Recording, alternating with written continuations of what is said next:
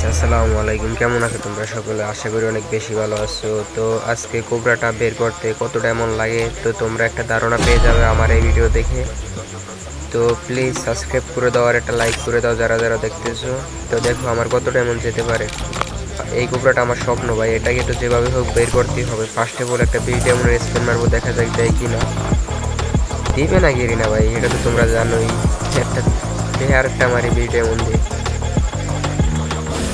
না, কেড়ে নেয় পুরো ডায়মন্ড সবগুলা খেয়ে তারপরেই দিবে মনে হয়।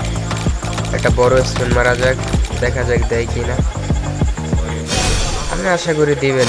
সো তোমরা ফুল ভিডিওটা দেখো, আমি আর কথা বলবো না। তোমরা দেখো আমি স্পিনের পরে স্পিন মারতেছি, তোমরা শুধু ভিডিওটা দেখো।